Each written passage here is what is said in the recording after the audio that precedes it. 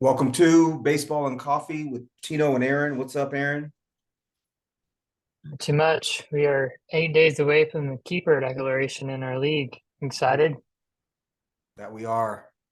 You That just we keep are. acquiring. You just keep acquiring keeper level players. So A little bit, it's I like having options, and I think having a couple of weeks to I'd rather spend the draft capital to have a couple of weeks to make decisions based on what I see in spring training than be set going into spring training, just so I can pivot a little bit, especially with some of the youth. So we'll see how it goes, but we can still trade too. So there is still that. We'll see how it goes. Um, yeah, I thought the Merrill pickup was fun. yeah, I'm not the hugest believer in Jackson Merrill long term. Um, I think he's a good hitter. I don't know if he's going to grow into power, and I don't know that he's going to steal many bags, but um, if he's going to play on if he's going to start in left field for the Padres and hit in the middle of that order, which there's a chance he will do. He would provide me potentially more stability than say a Mason Wynn might, but we'll see. I don't know. It was a 2025 pick, and as long as I can keep my round fives, I'm good, right? That's the way I see it. Uh, Wynn had a nice day too. yeah, for sure. 3 for 3. Yeah, Um, on today's episode, we are going to dive into third base. Uh, I do have my top 16. I'm not sure, Aaron, what format you're going with today, but there's a lot more than 16 third basemen to talk about. So we'll yeah. just, we'll dig in after our coffee stories here and see how much we can debate it. Coffee, what do you have for us this week? I don't have anything super exciting. I would just say we didn't record last weekend because I was battling through some short-term stomach discomfort for some food I had, and it screwed me up for 3 or 4 days. I don't know why, but I was back on my feet in 24 hours, but I just didn't feel myself. And one of the reasons I knew I was off is I really didn't want coffee. Yeah, for sure. And that is just not that is not normal for me. Mhm. Usually when I get up, like it's the first thing I want, and it really didn't even taste good to me. So it was jarring because it's such a core part of like my Mhm. day and so enjoyable. It felt really weird to not really want it. So anyway, thankful to be back to myself, but it was kind of just a reminder of how central it is in my routine and how Right. centering it is and how discomforting it was to not have that feeling. Right. I don't remember the last time I did not have coffee in the morning. It's got to be years at this point in time. Um, I don't have much either. I got the new shipment from Atlas for this month. It's Brazil. It has the generic Brazil description of milk chocolate and some nuttiness and some of the things that you I associate with Brazil. I have not cracked it open yet. We will see if it lives up to the billing. I and usually need like a half a bag of coffee to get me through from the previous subscription. And I want to open the bags, the new ones so bad, but I can't not use the coffee that I have to get me through. Yeah, So I've been having, of course, this is such a first world thing. I'm working through some really beautiful Ethiopia Yirgachev, and uh, and then we'll move on to the Brazil. But I'll have a report on the Brazil next week for sure. For that's cool. We just got two Brazil lots in, so it's going to be on our education menu. I did some test roasting on. So one of them is nice. Larina. It's a Larina, which is Mm-hmm. a cousin of Arabica Mm-hmm. coffee. It's not actual 100%. It's like a different strand. It's like an offshoot. Mm-hmm. So I'll have to give you a shot when it's up on and live. It's Cool. quite interesting. Very good. Awesome. Awesome. Can't wait. I'll give my rudimentary elementary take on the coffee that I'm having. Third base. It is, I don't even know where to start. I feel like there's a top, I don't know. For me, there's a top four. You could even make that number a top three. And then there's a lot of really, really good options. There's some higher upside options. And then below my 16, there's a whole bunch of dudes that I'd feel comfortable starting. So deep, Mm. deep position. As far as I can see, an exciting position. A lot of players that I really enjoy and I've come to love on this list. Who do you have at number one, and how big is this tier for you? Tier of two, and I have Rafael Devers at number one. You do. I do. I have, so for me, it's a tier of three. And Okay. I actually have Riley at one, Devers at two, and then we'll cover the number three in a minute. So let's talk a little bit about the differences between Riley and Devers. What puts Mm. Devers at one for you? Yeah, so a couple things. Um, I guess the most reason is I have this perception of Riley as being kind of streaky. And I wanted to kind of push that to the test and not just go with my um kind of just secondhand belief. And so I was looking at his rolling graphs for the last 3 seasons, Mhm. and he never dips below the league average in hard contact. I mean, there's going to be some ebb and flow, right? But he never dips below league average in hard contact. But when I look at his strikeout rate, he does oftentimes dip well below league average. Mhm. And then he has those periods when he gets hot, right, where he shows better. Overall, his swing strike rate is comparable to Devers. Um, and overall, I would say the quality of contact of them, it's you're really picking this to try to separate them. You Right. could even say that Riley maybe hits the ball a little bit harder. But just looking at those rolling graphs and just trying to get some data and results to kind of back up my perception of Riley, and then looking at Devers on the other side of it again, similar swinging strike, similar strikeout rate, similar league average walk rate.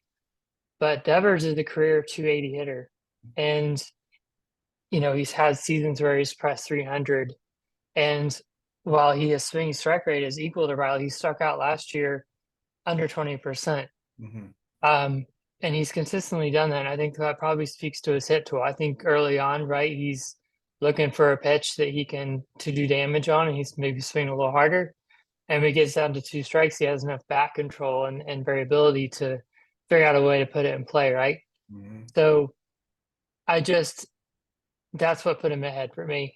I'd rather, if I'm picking between these two guys and I'm picking, if I get to choose how to start my team, I want the guy who hits a better average. I want the guy that I feel like has a little bit more consistency week over week, playing a head-to-head league, right? So the week over week performance matters a little bit more than just end of year Bodo. Um, so that's what kind of put him ahead for me. Got it. I love Devers, and I don't disagree with anything you said. I think they're remarkably similar in certain ways. And you spoke to a lot of that already. The swinging strike rate, the ground ball rate, the pull rate, the fly ball rate, they're all really, really close. They're both 27. So for me, it comes down to one thing. Um, one plays for Boston, one plays for Atlanta. And for Riley to hit behind Acuna and Albies, but specifically to hit behind Acuna, there's something, there's a lot of value, obviously, in hitting behind a guy that had a 416 OBP last season, right? Yeah. And a guy who's going to steal, 73 bags last season. If he steals a bag, or if he gets on and he steals a bag and he's on second, it's the RBI opportunities for Riley, in theory, are enormous. And I just think that, and then to hit in front of Matt Olson is also huge. So you see that play out last season with 117 runs, right? And Yeah. the power between the two, I think, is comparable. I think Devers' power is underrated a little bit. But Riley had 37 homers, Devers had 33. Devers had 100 ribs, Riley had 97. So that's what it comes down to for me. There's Yeah. plate skills I can't debate. I think they're very, very similar plate skills. But when you put him in a lineup in between Acuna, Albies, and Olsen. And then not to mention Michael Harris, Sean Murphy, right? This team is talented. That offense is nuts. That's the deciding factor for me is that Austin Riley is has the capability to put up more runs and more RBIs because of the team that he plays on. But very similar. I love Devers. I would love for Devers to be a centerpiece of my team. So you have Riley at 2? I do. Yeah. So my number 3, and I'm including him in this tier, is Gunnar Henderson. I think he is, well, for one, he put up 28 homers, 100 runs, 82 RBIs, and 10 steals at age 21. And as a 22-year-old in this ascending Baltimore lineup, I just think there's a lot more to come. I think the 100 runs, if he leads off the 100 or hits second, the 100 runs are going to be there. He didn't hit very well in the first half of the season, and he still put up 28 home runs on the season. To me, that's nuts. And he didn't run nearly as much as I expected him to, but he's fast. And so in a year where I look at him and I can pick at, the 45% ground ball rate and the sub 40% pull rate and some of the other things, I still see 100 runs, 28 homers, 82 RBIs, and 10 steals. So this is an upside play for me. But I love Gunnar. I think Gunnar is a phenomenal talent. He could, if he hit second or third instead of leading off, I would come close to elevating him into, like, to really tie with Riley and Devers, because I think that the speed is going to increase, and that Baltimore offense has the potential to be similar to Atlanta's. But I love Gunnar. I wish I was in on him. He's one of the prospects who I think I did not realize had such elite upside, and I wish that I was more correct on him. But Gunner's my number 3. He's my number 3 as well. Can I ask you a question about him? So Yeah. looking at his speed, he's the fastest at the position with the exception of Ellie. Based on a couple of the speed metrics I looked at, and you want to pick Nitzer and say he's third or fourth or whatever. Sure. But I have him as second behind Ellie. But he only had 10 steals, and I looked at his stolen base attempt rate. He was at 13% in the first half and 10% in the second half. Mm-hmm. Do you think that's a Baltimore approach? Do you think there is an opportunity for him to run more? Because I see a guy who has, is exceptional runner, Sure. exceptional fielder, exceptional throwing arm, and he has that speed. So I don't know if it's just he's not efficient or if that's a Baltimore approach. Like, what's your thought on him in terms of speed and what's that's about? I think some of it is, I don't think Baltimore is hesitant to run. I do think there's probably a health component when teams choose to not run players. Sometimes it's health. In my mind, they want to keep the player healthy. He was hitting in front of or behind Adley, and and Adley's on base percentage is also very good. Last year, I believe Adley hit 1 and Gunnar hit 2 for the most part. And if you're hitting behind Adley's not running anywhere, right? So I would assume that if he was on base in front of him, that will cause an issue. But I for one don't.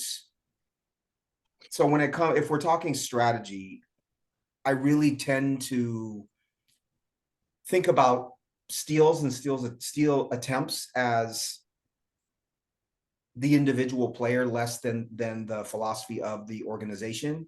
And I think as he gets older, like if you're fast, right? And if you're injury prone, you're injury prone. And someone like Freddie Freeman stealing 20 bags and he's slow, but he's willing to, and he plays 162 games. And so they're not worried about Freddie Freeman getting hurt. Right.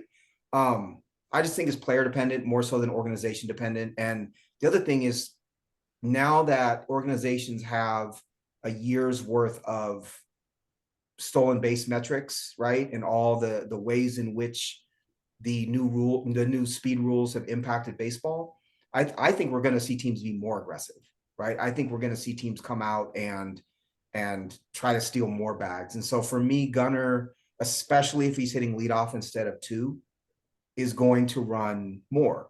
And he's going to, I know players typically don't get faster, but he's going to be 22 years old, right? Going his age 22 season.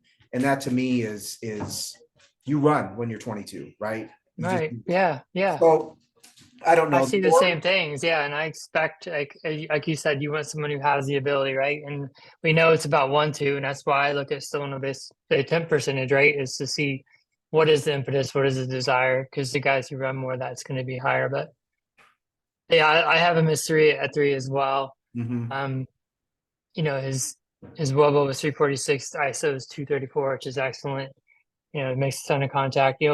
I do think he's still evolving his approach, and his first and second half are really different. He Mhm. walked 13% in the half, 13% in the first half, and that plummeted to 6 in the second half, but he also was more aggressive, and I think that helped him get to some of the power. So I see a young guy who's still kind of evolving, and the league adjusts to him, and then he's adjusting back, and then all the tools in terms of power and speed, and like I said, inability to play defense, to run, to throw.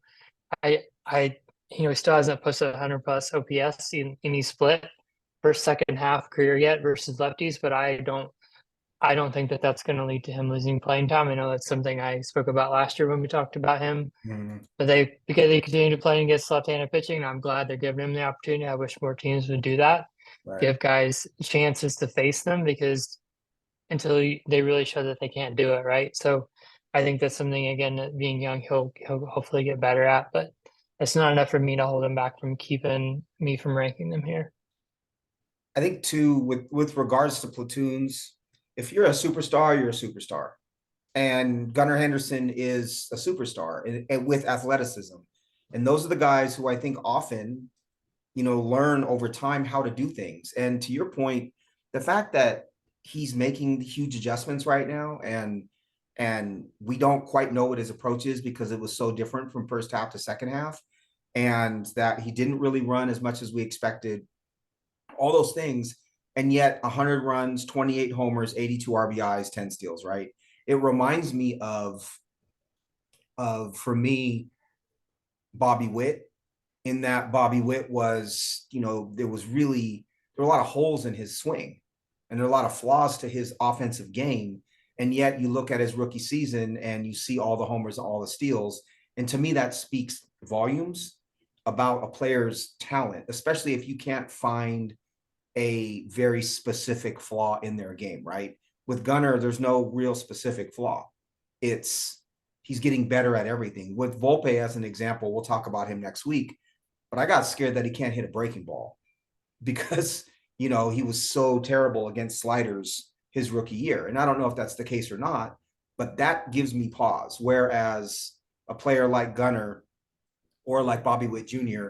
are just, they're ascending and you can feel it, right? You can literally feel that player getting better game over game. And that to me, there's talent when players are like that. I'm excited to watch him. I think he's a dynamic player. I also, I think that teams, to your point, they do give their superstar young players the opportunity to really work through the ability to hit same-handed pitching.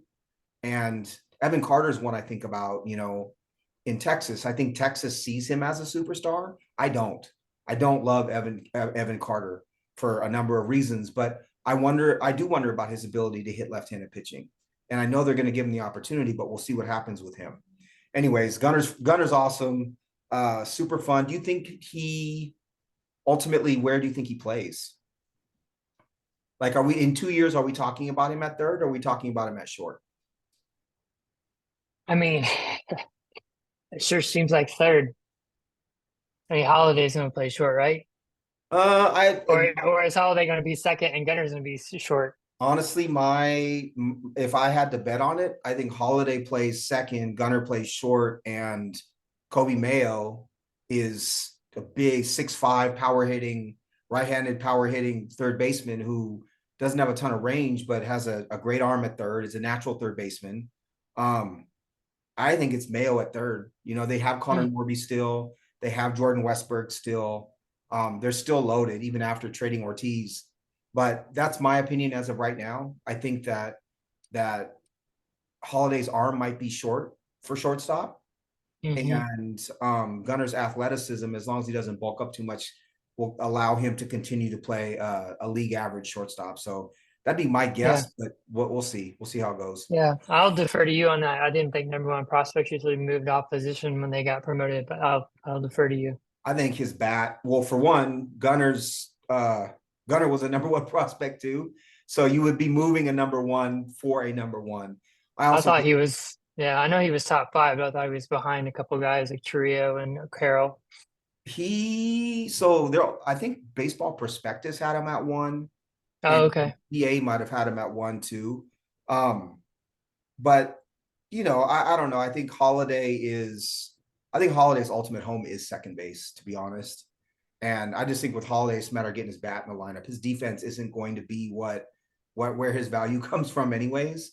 And so if you can have those two up the middle with that kind of range and athleticism up the middle, to me, that's awesome. Orioles are so good. They're so good. Number four, who do you have at four? Royce Lewis. Sweet. I Let's go. Sell them. Sell them. So from a skills perspective, I think he's 24-year-old Gunnar Henderson in terms of the power and speed. Gunner's projected for 26 and 12, and Royce is 26 and 13. Very similar strikeout rates, power numbers at the position. And, honestly, we haven't talked about Jose Ramirez yet. He's a guy that we lovingly refer to as an alien, I think, a couple times. And we've talked Mm-hmm. about third base, Mm-hmm. meaning in the most endearing way possible. Neither of us has said his name yet. It was really hard for me to keep pushing him down, but I feel like putting Gunner at 3 was the right call. And Yep. I feel like using the same methodology and the same reasons why, I felt like Royce belongs in that same tier in terms of power, speed, batting average, and all those kinds of things. Um, so yeah, that's why I have Lewis here. I think I ranked Gunner higher, but I think Lewis is very comparable in terms of production and talent. Uh, so I can't doubt I won't doubt his skills, right? I think that the skills are very clear, right? They're very clear that he hits the ball very hard. He's fast. He hit for a ton of power and very few at bats last season, 15 homers and 239 plate appearances. But I'm not ranking a guy whose last full season was 2019 that high. I can't. And I applaud you for believing in his skill and putting him that high, but there have been so many health concerns with him. And he had a full season in 18 as a 19-year-old, and a full season in 19 as a 20-year-old, and then nothing in 20, nothing in 21. 22, he played in 46 games, and then last year 14 games in the minors and 58 in the majors. And so again, I agree completely with the skills analysis. I think he's an incredible power speed threat. I don't think he's the caliber of hitter or talent of Gunnar Henderson, but as far as being a really great fantasy play, if he's healthy, 100%. I have him at 9. And I have him at 9 because of the health concerns. I can't do it. It until he shows me that he can stay healthy for a full season. To be in the top 10 to me is generous because of the health concerns. I can't. And the plate appearance argument that we talked about, is I think is huge. I think when you see a guy, post 650, 700 plate appearances every single season, you can count on that. And so if Royce Lewis is healthy this season going into 25, yeah, sure. I would absolutely rank him in the top 5 because he would go into that season with probably 30 home runs and 20 steals.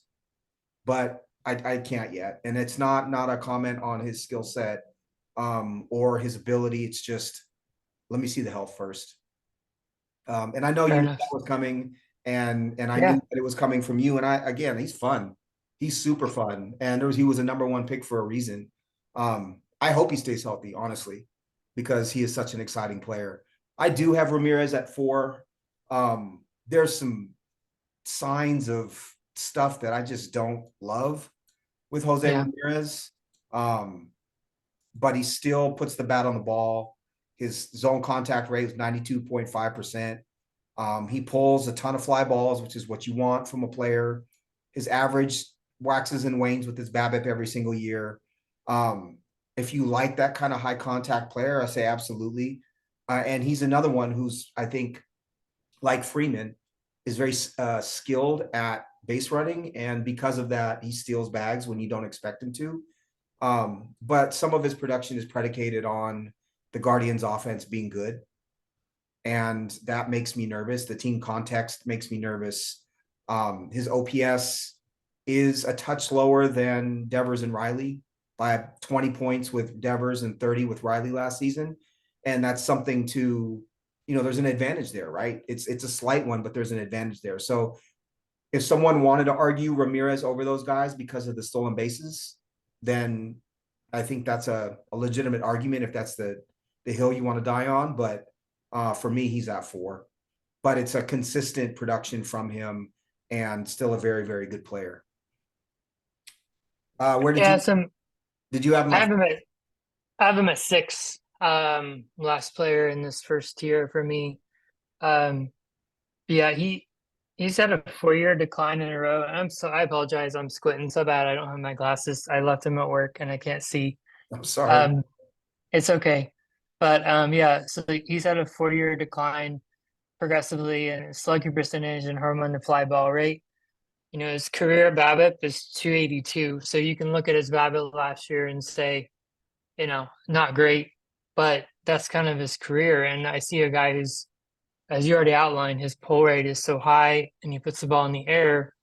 He's doing so with less hard hit rate.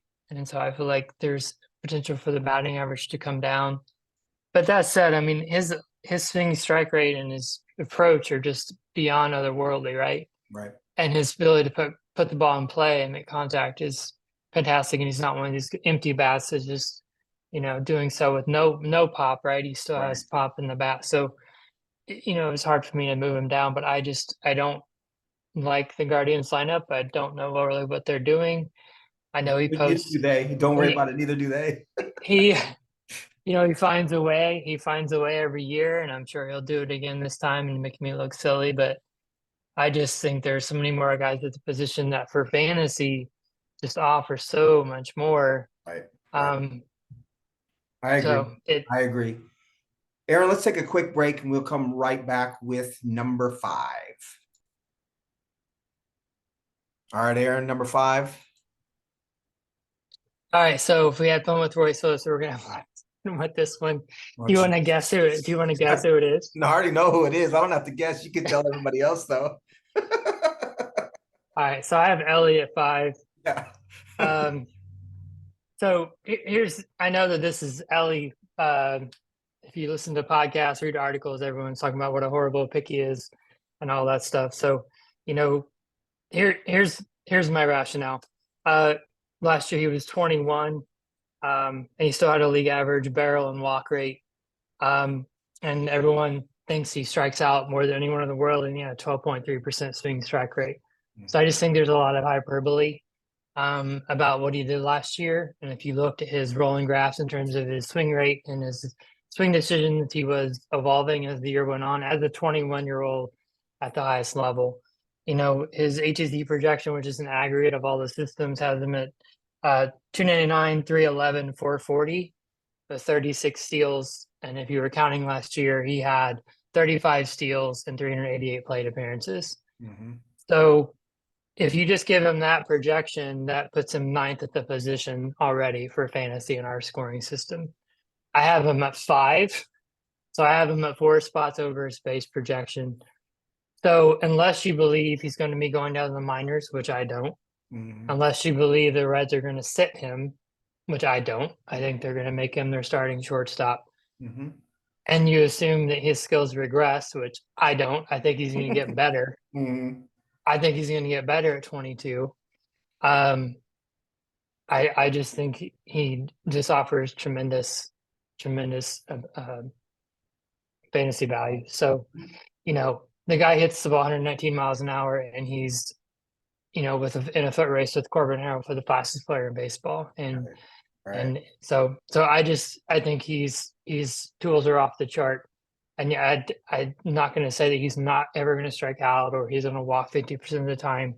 But again, he's already doing those things at a league average rate, and his swinging strike rate was not egregious. Right. So, so yeah, we'll see. We'll see what he does this year. This is probably not the year he wins the VP. I think he probably will at some point in his career, but it's probably not 2024, right? But I just think everyone's bagging on him. And I just think, and just looking at the numbers for me, which is, I like Ellie. I roster him in our home league, 100% transparency. But looking at the numbers and the way I look at these data and trying to rank these guys, I'm ranking again 4 spots over a pretty mediocre projection and what that would mean for fantasy. So I think he'll be better. That's my position. I'm there with you. I think the trashing of Ellie De La Cruz by, other folks that are into fantasy baseball isn't fair. And I think it's silly, right? And I say this often. For me, I have to look through fantasy information through a filter and say how much of this is for clicks and how much of this is because they actually believe it, right? And I think with Ellie, it's so a couple things. I'm going to get granular and then I'm going to talk about it in a more broad sense. You look at his plate discipline, his zone swing was 6.3% lower than league average.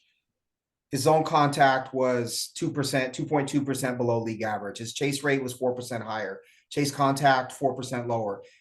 Those things, all those, and then his whip percentage was 29.7%, which is about 5% higher. But none of those are so egregious that you can point to it and say he's shit, right? They're not, they're all kind of in line for rookie hitters or young hitters. And so with a hitter with that kind of explosiveness, it doesn't take a whole heck of a lot. I think that there's some pitch recognition stuff going on, but that's something you can teach a player if you have good coaching, right? It's something that you can help him with. It's, what to focus on, how to think through. I think in the minors with Ellie, they really just kind of let him go and rely on his athleticism. And now is the time for him to start to learn more about how to hit. And a good organization is going to teach him that. So, and with him, because he's so darn athletic, it's the slightest tweak to make him into an MVP, right? And so there's a reason why I've offered you for him 10 times this offseason. And I also think that, if you think about it this way, the floor for Ellie De La Cruz is probably 20 homers and 40 steals. That's probably the floor with a, mid 700s OPS. That's badass.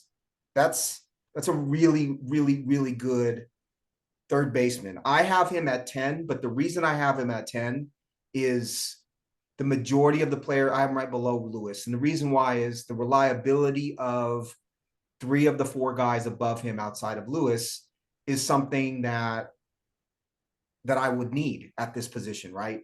It's, and I'll give it away. It's guys like Machado, Bregman, and Arenado. And if I know that I can get a certain level of production from those 3 without there really being a floor, then the conservative, like older guy in me says, give me that and let me take a chance elsewhere. But who wouldn't want to have Ellie De La Cruz on their team? I have him in one of my dynasty leagues. I value him greatly. I think a 30-50 or 30-60 season is not out of the realm of possibilities. And at that point, you're talking about Acuna, right?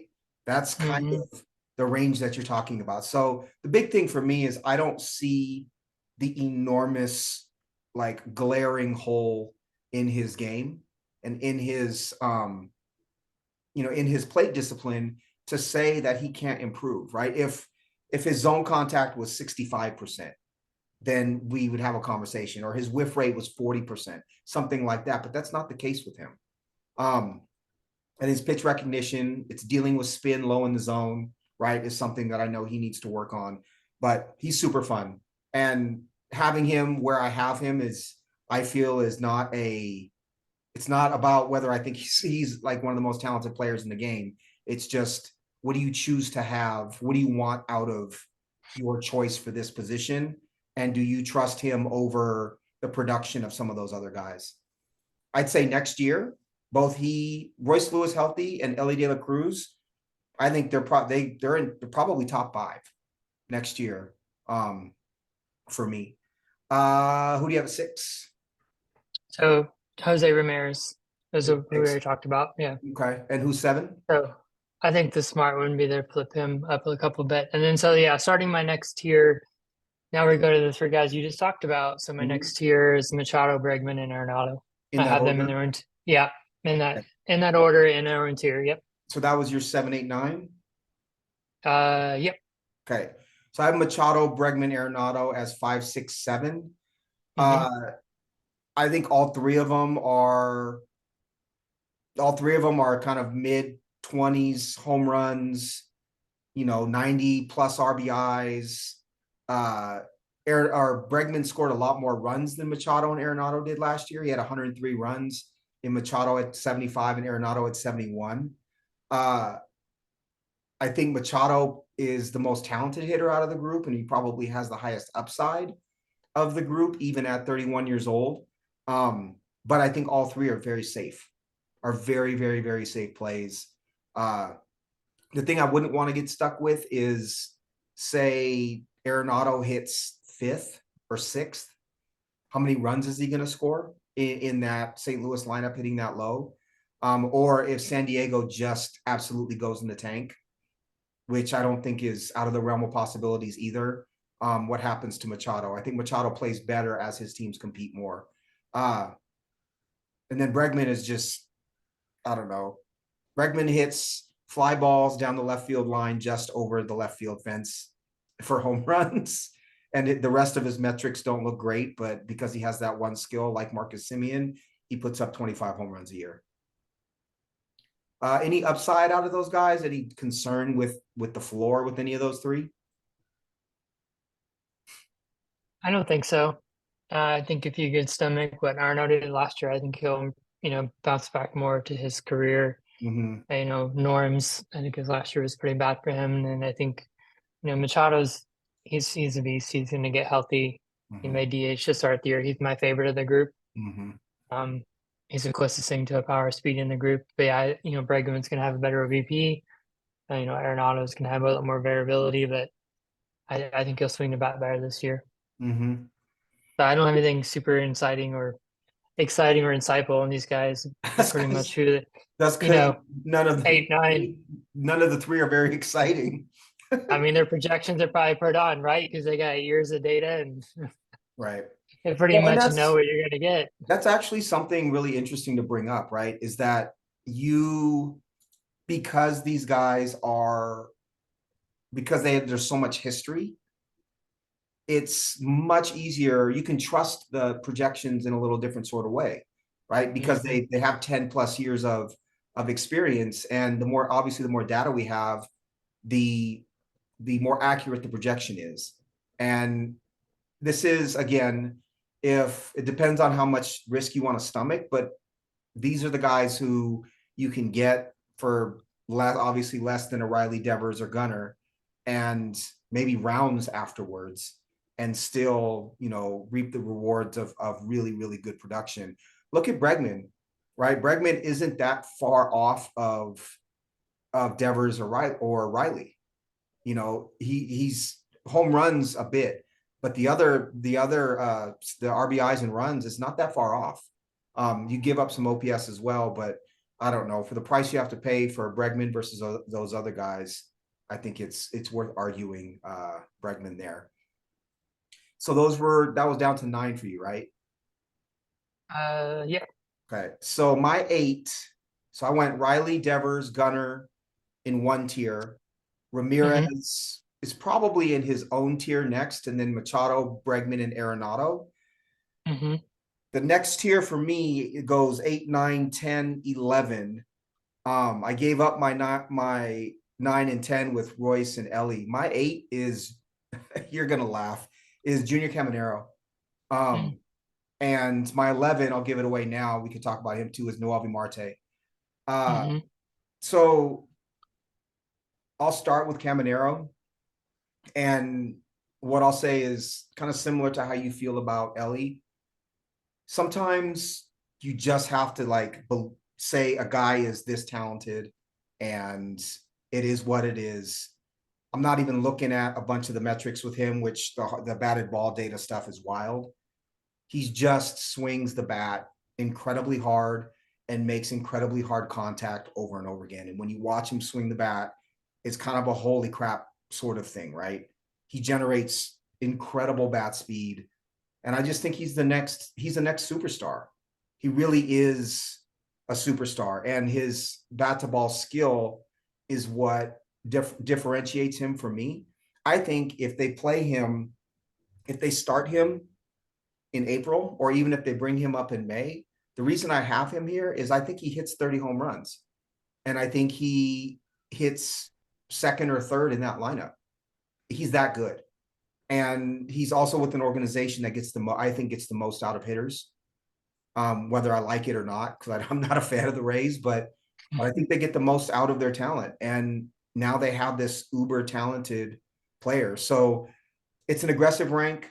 You know, justifying him over Lewis is, again, like I said, I think that the health is scary to me. He over Ellie, I think I could have put Ellie above him because of the speed component, but I think the power production from Caminero is going to be wild. And I think the hit tool is it's 60, 65, somewhere in there, right? And then the power is 70, the 70 great power. He's scary. And I'm super excited about him. And I think, again, Tampa is, you can trust them to get the most out of their hitters. And then Marte at 11, we can come back to Caminero in a minute. Marte at 11, you already know how I feel about him. I think I he's do. incredibly underrated. I think he's 55 to 60 hit and 60 to 65 power, but he also is fast. He had 6 steals in 123 plate appearances last season with the Reds, and he's playing in a park where the ball flies. Noelvi Marte is talented. Anyone who's listened to the Monos Pod or this podcast last year knows how much I love him. I have him above a lot of other guys, but it's because I love his talent, and I think he's going to play every day. I really expect him to get 500 plate appearances in Cincinnati this season, and I'm projecting 25 homers and 15 to 20 steals from him. I think he's that good. Do you have either Caminero or Marte in your top 16? I have Marte in my top 10 or top 16. Yes. Nice. Where is I, he? I had Caminero in consideration, and then there was the news from Mark Humpkin that he was going to start the year in the minors, and then they signed Rosario, and Right. so I kind of just kept him on the fringe after that. Yeah, I had Marte right next to Candelario, and not because I prefer Candelario over him, but just because I'm not sure who gets more opportunities. Right. It seems like I know we've had the McLean discussion, so but it seems like from what David Bell said and what the GM said is, that it's going to be Ellie and McLean up the middle most days, and it's going to be up to CES and Candelario and Marte, for the corner spots in the DH. And they're not going to have Stevenson DH anymore. He's only going to catch. So it's kind of those 3 guys for those 2 spots. I think Marte is the most talented. I agree with you based on what he showed last year. And just through osmosis of how much you've talked about him, I feel like, it just influences me in terms of what I think of him as well. So Mhm.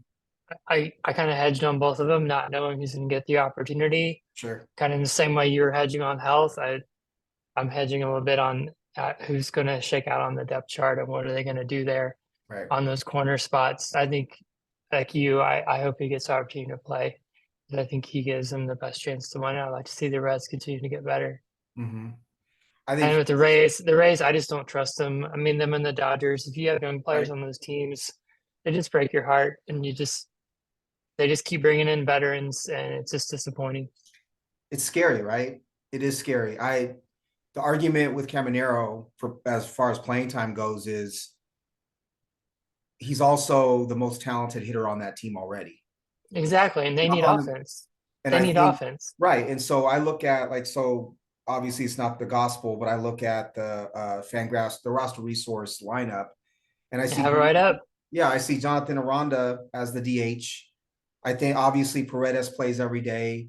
I think they're looking for a trade partner with Brandon Lau.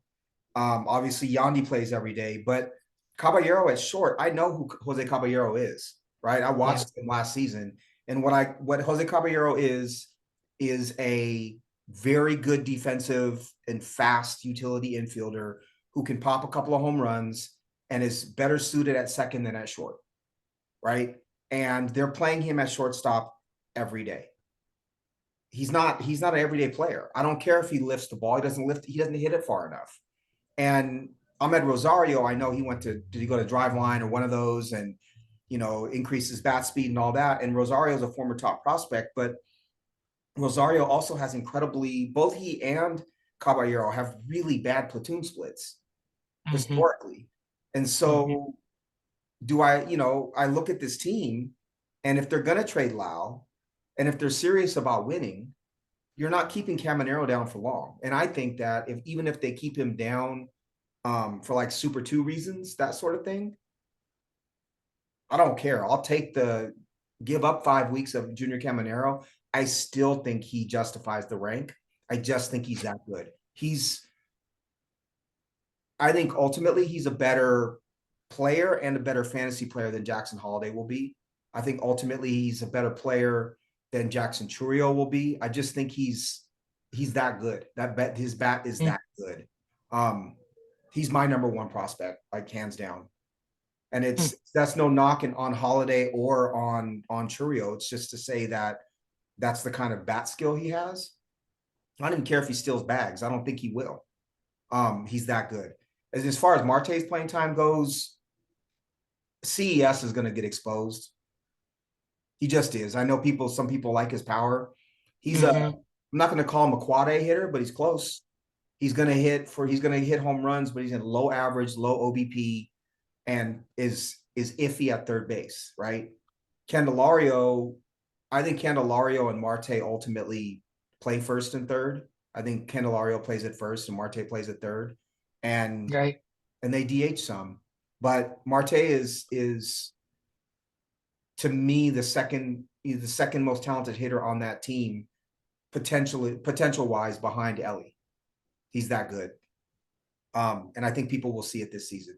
Not to mention the fact that in the 123 plate appearances in the majors last year, he had 316 with the 822 OPS, 3 homers, 6 steals, 15 runs, 15 ribs. And he doesn't strike out that much. I can't wait to watch Marte play. I wish he was still a Mariner. I'm thankful for I know Luis you are. Castillo, but I wish he was still a Mariner.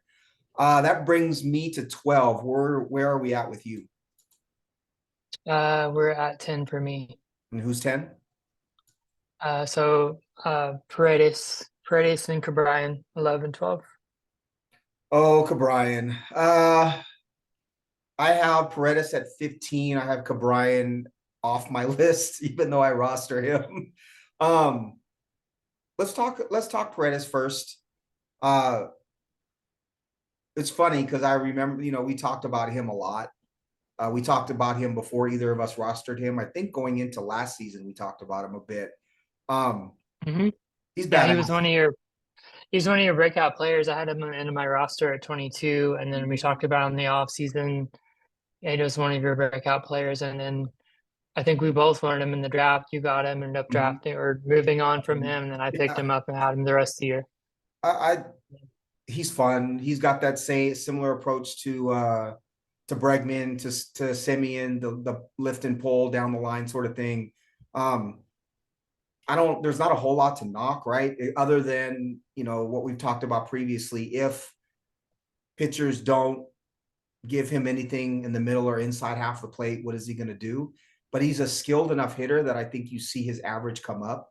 The power may go down slightly, but I think you see the average come up because he is a very, very skilled hitter, evidenced by his 7.9% swinging strike rate and 18.2% K rate last season. He is your Yeah, player. I think what's missed is like the arc of his shape of his development so far. When he was coming up, He was a bat to ball, gap to gap doubles hitter. Yep. And everyone said, can he get to power? And then he changed his approach to be more of a pull hitter. Right. And everyone says, oh, you're gonna go and pull now? What are you gonna do now? Are you just gonna keep pulling the ball? Right. So to me, it's just impressive that he's been able to kind of become a different player Mhm. than what he was coming up. You know what I mean? So I don't know. We'll It, see what the next evolution is. But I like you. I think he's going to play every day. He almost had 100 RBIs last year, mhm. and we're getting down into the range where the Chapmans and the Youngs and the Suarez's and the McMahons and these guys that just swing and miss so much. And yes, there's power, but there's so much swing and miss. And I just value guys who are going to be a little bit more steady with the bat and don't strike out as much, especially in head to head. Right. So that's why I had him just outside my top 10. But there's certainly some more exciting names below him, but I think he's pretty steady. And I've got a pretty clear kind of grouping of power guys that I think you can choose the one you like the best, Hmm. because they don't run, and lineup, obviously team context matters as well. I'll put them all together. It's four of the last five guys on my list. I've got Gorman at 12, Muncy at 13, Paredes at 15, and Berger at 16, Jake Berger from Miami. And they're all they're all 30 home run hitters pretty much. I think Paredes is the best hitter of the bunch, the most skilled hitter, at least, of the bunch. And Muncy has the most potential for counting stats, obviously 95 runs, 105 RBIs, but also the lowest average and the lowest floor. And then Gorman is 23, so he's got tremendous upside. But any of those four, I think it's pretty predictable what you're getting from them. And in the same way that I said it about Machado, Bregman, and Arenado, I think the same applies to these guys, that if you're looking for power, and you can live with a slightly lower average, knowing you're getting an 800 plus OPS, then these are very, very good players to have on your team. And then I would also say that Paredes, we didn't rank him this way here, but his multi-position eligibility helps a ton when it Yeah. comes to valuing these players. Do you want to add anything on Gorman or Muncy or Berger? They're kind of I like Gorman a lot. We talked about him a lot second, so I won't go on there. I have these guys are pretty similar. I have Muncy at 14, Berger at a two-way tie for 16/17. Um, I mean, I don't know. I think Miami is just yeah, tire fire. I yeah, it's a great way to put it. And that giant park, his swinging strike rate. Why would anyone pitch to him? You know Who what's else? funny? When I was entering his stats in my database, that's exactly the thought that I had in my head. 100 word for Why? word. Why would anyone pitch to him? Yeah. Word for word, what So I thought. so yeah. So we'll move on. Zoka Bryan last year, I have him at 13. Or excuse me, 12. So last year he was 271, 309, 453 for 762 OPS, 15 homers, 10 steals. He's 26. So, he's coming into his peak season. I continue to think that the way that he lifted the ball, especially in the second half last year, um, I'm just believing that he has that 20 home run season. And he's a skilled enough racer and maybe be 2020. And I think he is, he's a good enough hitter that I don't think 270's out of pocket. He might even be better than that. So when I'm staring at a bunch of guys below him that are 240 sub, Right. I like that 270 average and a guy who can steal. And I don't think he's had his best power season. So, you know, I'm encouraged by the small changes he's making. I think a 760 OPS for him last year is a good sign of progress. I just hope he continues to pick it up and getting O'Neill Cruz back and hopefully Henry Davis in year two and just that team can hopefully try to inch forward and continue to get better. But man, that rebuild is going slow. I'm I'm so torn on him because I literally go back and forth. Do I keep him? Do I not keep him? Why do I keep him? Why do I not? And when the day I traded for him, I was like, I'm looking at his second half. I see the walk rate the same, the K rate the same as the first half, and I see a 129 WRC plus, right? in the second half of the season, 299, 335, 539 slug. You look at his launch angle, you look at his ground ball rate, those things are going in the right direction. Yes. He's gonna hit third this year, probably, right? And you're always hoping that Pittsburgh is on the rise. And I love O'Neal Cruz, but I don't know what O'Neal Cruz is gonna do, right? Right.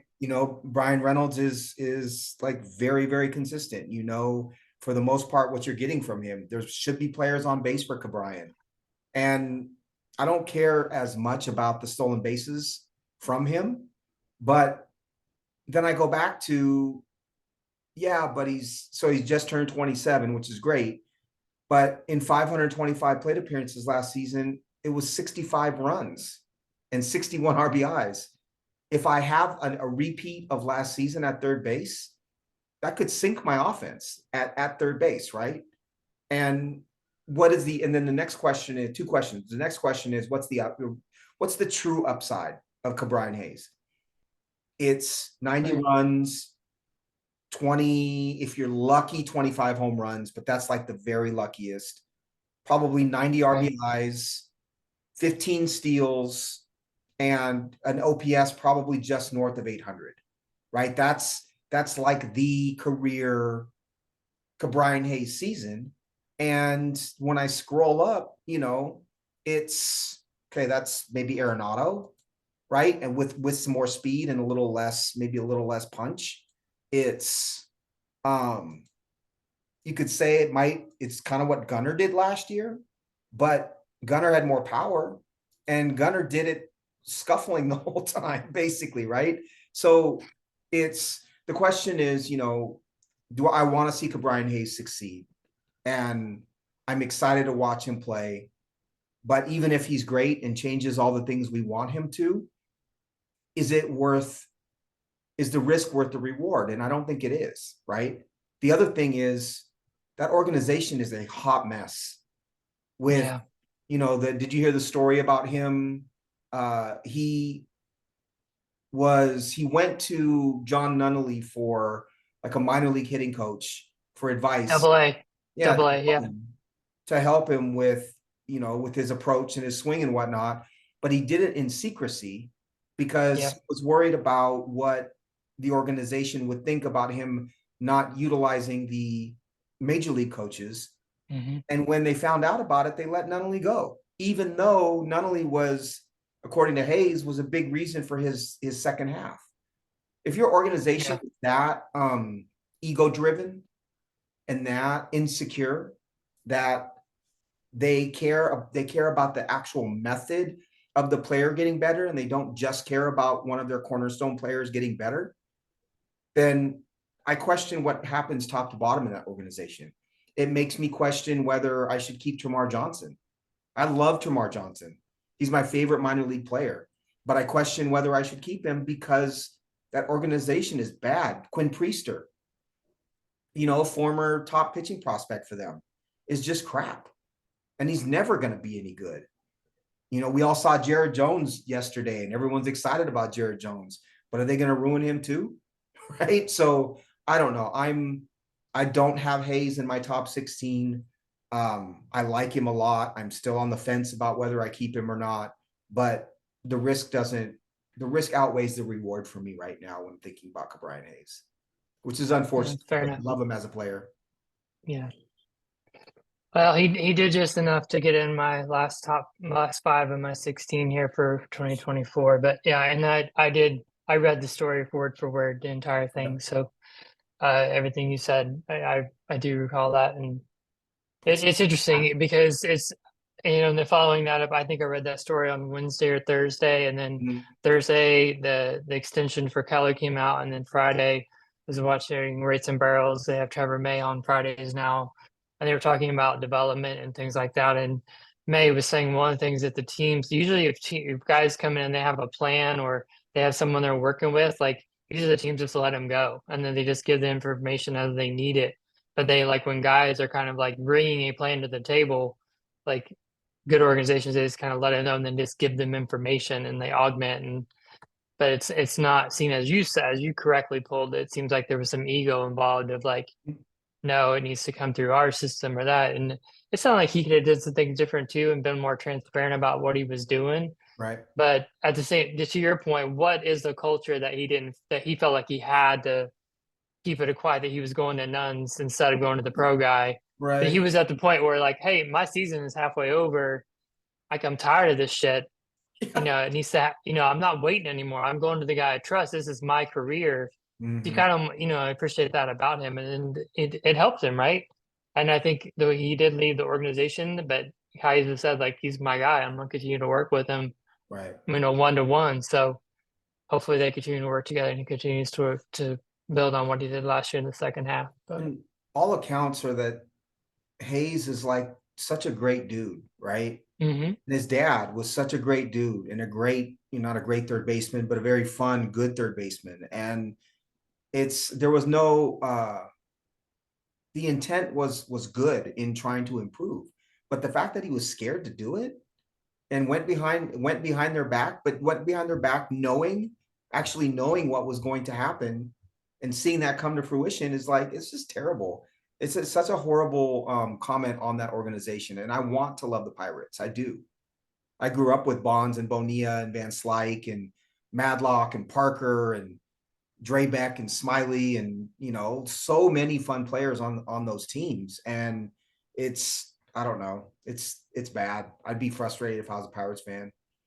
I've got a buddy, Steven Toshlag, here in Walla Walla that's a huge Pirates fan, and he's always come to me for positive like comments about players and stuff. And I didn't share this one with them. I didn't have the heart to.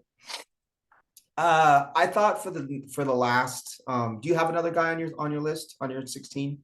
no one that we've not mentioned already. All right. Um, yeah, we're done in the power group. Chapman, Muncy. We talked about Candelario, Marte. I kind of had bunch together. We talked about Berger. Some guys outside my top 16 that you'll hear discussed. I think Young, Drury, Baum. We talked about Baum at first. I'm not into him. Um, Let's talk about let's so let's talk about Josh Young for a minute, because I do think that, for those listening, they're going to ask, why isn't Josh Young on this list? sure. He's 26, Texas third baseman, former first round pick, 75 runs, 23 homers, 70 RBIs. Everybody saw him in the playoffs. Big strapping third baseman. Why isn't he in your top 16? He's certainly not in mine. Yeah, so I think it starts out with strikeouts and walks, right? He Yeah. 13.7% swinging strike rate, Yep. almost a 30% K rate, and only a 6% walk rate. So and then I moved him down a little bit farther because he strained his calf in spring. He's a guy that's had several, he had a shoulder thing, and then had missed time last year. So yeah, he had a decent barrel rate, decent ISO last year. Hit the ball hard, sure. But if you're not going to give me any speed, and I'm dependent on your power, and you're going to strike out that much, his by this point he's 26, right? So I kind of think like this is kind of who you are, right? He's not 24. Like, where's the strikeout rate improvement? Whereas Gorman, right? There still might be some improvement coming Right. from him, and Gorman walks. So I guess that's the biggest thing for me. It's like when you have swing and miss, like, okay, do you run? Can you take a walk? Like, what are you gonna do to like stabilize the profile? So if I see a guy that's just swinging and missing, but I don't have those other things, I value that less. Right. I agree with all those things. My favorite stat, not really, but you guys tease me that it's my favorite stat. He had a 340 BABIP last season. And he didn't have an abnormally high ground ball rate. In fact, it was 36.5%. And if you normalize his BABIP, say even 20 points, you bring his average down to 246. So now you're talking about a 246. To me, he's like your prototypical right-handed hitting, old school lumbering third baseman who he's probably going to hit 25 home runs every year. And depending on the lineup and where he hits, he's going to have, somewhere between 70 and probably 85, 90 runs and RBIs, which is decent production. But there are signs that the floor could fall out for him, right? That swinging strike rate His swing 13.7% swing strike rate, and as you said, 29.3% K rate. And he is almost on the downswing of his physical career at age 26. Right. So I don't know. I'm not a huge fan. I understand there are people who are. I think he's vastly overrated because he was on a World Series team, because he had that exposure, because he's a former first round pick, all those things, but not my cup of tea. There are a lot of players that I like a lot more than he. And if you group Josh Young with the other third basemen towards the bottom of this list who aren't going to run, Jake Berger, Isaac Paredes, Max Muncy, Nolan Gorman, there's a lot more power to be had from those guys and fewer holes in, at least in Paredes, than Young. So I don't know. I'm not a fan. I think we could see him be really looking to be replaced 3 or 4 years from now. I don't know that he's going to be a starting third baseman on a competing team. To me, he's a second division third baseman. Which is a backhanded compliment, but that's how I see it. I mean, and what was considered, I think, by people that support her, I think he's better than we do in a good season. He was 266, 315, 467, which is fine. I mean, for 781 OPS, but he still had a sub-league average OBP. And then I was just following along StatCast as you was talking about him. I have his rolling plate appearance chart last year for xwOBA. And expected stats are my favorite. This just happens to be on the screen. He was not above league average the entire season. Right. Not once. Right. For expected on base. And so, I mean, and he finished the year at 334 WOBA. So actual WOBA, which is just a tick above league average. So, it just speaks to the volatility of the strikeouts and walks. He had 30% strikeout rate and only walked 6% of the time. Right. And then in his age 24 season, he struck out 38% of the time and only walked 4% of the time. Right. So anyway, power. He's got power in the bat, but I don't see a lot else to get excited about. And the bust potential is way too high. Again, walk rate and that K rate, the bust potential is way, way too high for me. I've got a bunch of names on this list. The one I didn't talk about in my 16 is Spencer Steer. And I have him at 14, and it's not because I like him or like him more than Berger or Paredes. I have him at 14 because he had 15 steals, essentially. And those steals matter, and that park matters. I think the park and the number of plate appearances is what created the production for him. But 665 plate appearances for Spencer Steer, and he had 74 runs, 23 homers, 86 RBIs, 15 steals. You look at the steals and the home runs and you say, cool, I'll take that at third base. But do you think he's going to have 665 plate appearances this upcoming season? I, for one, don't. He's not my favorite player. I don't think he's as talented as people think he is. And I think in the pecking order, like CES, I think he comes certainly below Ellie, obviously, but below McLean and Noelvi as well, because he doesn't have the same ceiling. So to see Steer become a super utility guy would not surprise me at all. At which point, I don't know if you can justify this ranking, but for me, if he gets 600 plate appearances, I like the speed and I like the park.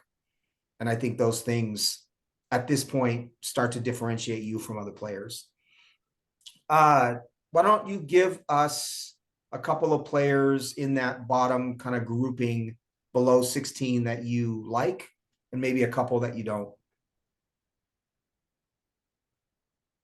A couple I like, Jordan Westberg and Michael Garcia. Westberg was a hard cut for me in our score sheet league. But I just didn't feel like I had enough plate appearances to warrant as a non-root keeper. But I'm still intrigued by him, and one of the savvier players in our league is holding him. So he's interesting to me. And then Michael Garcia, going on kind of what you said about Steer from a speed perspective, if you're trying to get some speed from the corner, if you're someone like me who has a non-steal starter second shortstop, and he needs some speed at the corner. Mhm. He had 23 steals last year, and did some intriguing things at the plate. And he's looks like he's going to have an opportunity to play most days for the Royals. So there are a couple of guys down there that I think are interesting. Guys I don't like. I'm not really into Beatty and Ventos, honestly. Me neither. And I don't like Baum. We already talked about Baum first, but I don't like him down here either. Hmm. The Beatty thing is funny because I rostered him because of the pedigree last season, even though I didn't like him, and even though there were signs that he's going to hit the ball on the ground a ton and strike out and whatnot. And I rostered him, and I felt dirty for rostering him because I didn't believe in him, and I still don't. And I think Vientos is a quad A player or a platoon, short side platoon, first base DH type, which is not very valuable in fantasy or real life. Ha-Seong Kim is eligible at third. I had a He hard is. time. He is, and I had a hard time leaving him off the list. 17 homers, 38 steals. The OPS is the thing that hurt a little bit. 749 OPS last season. We talked about Hayes. I always love Yoan Moncada. I don't know. I might roster him again. I don't know. We'll see. But the eternal optimist in me says that he might stay healthy for 1 year at some point in time, but who knows? And then a couple others I'll point out. Michael Busch has been a tremendous prospect in the Dodgers organization for years. He's now 26. He should play every day in Chicago with the Cubs. If he platoons and sits against lefties, then obviously a little less value. But if he was to get 500 at bats for Chicago, he has 25 home run power, and he takes a ton of walks. I think he's sneaky. Drury is kind of in that boring veteran place, but 26 homers and 83 RBIs last season. Wilmer Flores, I'll say the same thing about him, but at 863 OPS for Wilmer Flores last year, which is kind of surprising. Who else? I don't know. I want to see Gino Suarez play well, even though he's not a Mariner anymore. In a down season, he had 22 homers and 96 RBIs. And then a couple of young players to point out. I talked about Kobe Mayo a little bit, I think with you offline, but Kobe Mayo is going to come up for Baltimore this season, and he's 65 power, right? From a right-handed hitter. Being in Baltimore scares me a little bit, but he's got that kind of power. Tyler Black, my apologies, Matt, for mentioning Tyler Black, but third base prospect for the Brewers, probably will be in a utility role, some power, but a ton of speed. I think he had 56, 57 steals, something like that last season in the minors. If you're looking for that, he could provide that to you. And then I think Curtis Mead remains eligible at third base. Former top prospect for the Rays. Who knows where he will play, but he's got a very good bat. Let's see. And then I was shocked to see Michael Garcia had a 50.6% hard hit rate last season, Yes. which is nuts. So I don't know if And that means that he's going to increase his average or hit for more power next year. But obviously the strength and the bat speed is there for a different sort of production than what he had last season. Let's see. Anything else that I have? that's it, man. I need to tap out. It's getting late here. It is not here, but I'm going to tap out too, I think. So barring anything crazy, we'll come back next week with shortstop. Yeah. Absolutely. Sweet. This is always fun, Count man. on it. Always. Right on. Thank you, brother. Good night. Let's talk soon.